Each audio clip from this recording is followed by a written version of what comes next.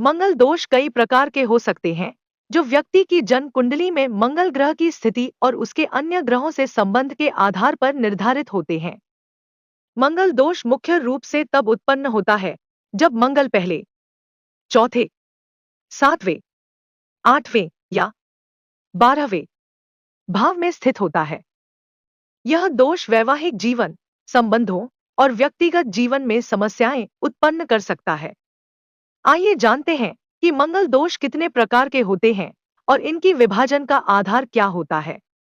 नमस्कार, नमस्ते दोस्तों, आप सभी का एक बार फिर से स्वागत है आपके हमारे YouTube channel occult master chef पर। 1.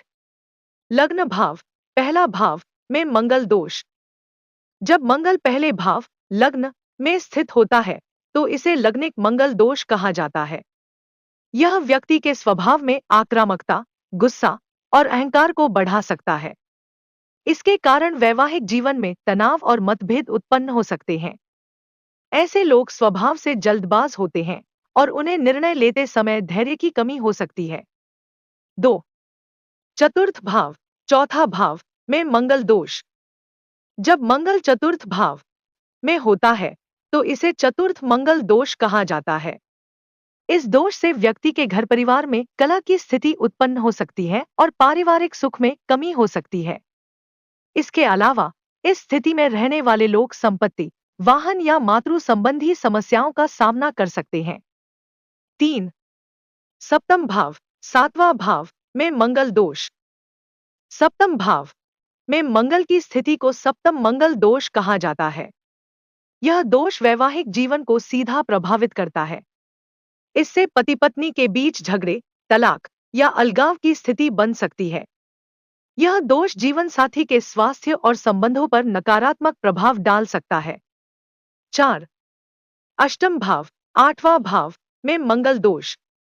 अष्टम भाव में मंगल होने पर इसे अष्टम मंगल दोष कहा जाता है। इस दोष से व्यक्ति को दीर्घायु में समस्याएं, स्वास्थ्य संबंधित परेशानियां या अचानक दुर्घटनाओं का सामना करना पड़ सकता है। अष्टम भाव में स्थित मंगल जीवन साथी के स्वास्थ्य पर भी नकारात्मक असर डाल सकता है और जीवन में अनपेक्षित घटनाओं का कारण बन सकता है। 5. द्वादश भाव, 12वां भाव में मंगल दोष। जब मंगल द्वादश भाव में स्थित होता है तो इसे द्वादश मंगल दोष कहा जाता है। यह दोष व्यक्ति के खर्चों में बढ़ोतरी और आर्थिक समस्याओं का संकेत देता है। साथ ही यह शारीरिक और मानसिक तनाव का कारण बन सकता है। द्वादश भाव में मंगल जीवन साथी के साथ शारीरिक और भावनात्मक संबंधों में असंतोष का कारण बन सकता है। 6. आंशिक मंगल दोष। जब मंगल अन्य शुभ ग्रहों की दृष्टि में हो या अन्य ग्रह मंगल की अशुभता को कम कर रहे हों तो इसे आंशिक मंगल दोष कहा जाता है। ऐसे मामलों में मंगल दोष का प्रभाव पूर्ण रूप से नहीं होता और इसके नकारात्मक प्रभाव कम हो जाते हैं। इससे वैवाहिक जीवन में अधिक समस्याएं नहीं आती हैं। 7. पूर्ण मंगल दोष।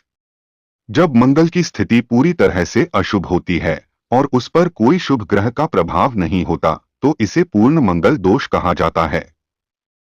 इस स्थिति में मंगल दोष का प्रभाव बहुत अधिक होता है और व्यक्ति को गंभीर वैवाहिक समस्याओं, स्वास्थ्य समस्याओं और पारिवारिक कलह का सामना करना पड़ सकता है।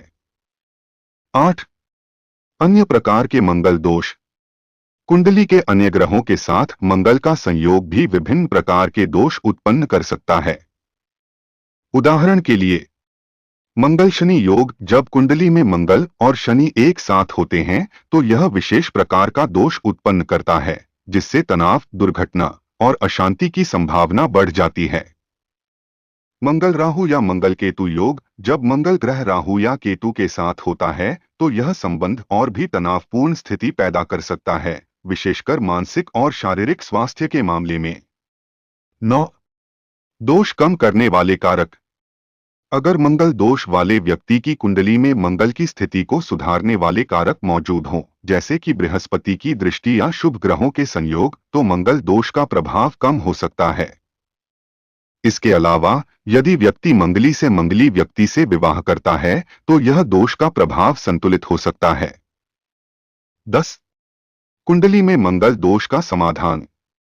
मंगल दोष का असर विभिन्न प्रकार के ज्योतिषीय उपायों से कम किया जा सकता है, जैसे कि हनुमान जी की पूजा, मंगल मंत्र का जाप, मूंगा धारण करना और मंगलवार का व्रत कर।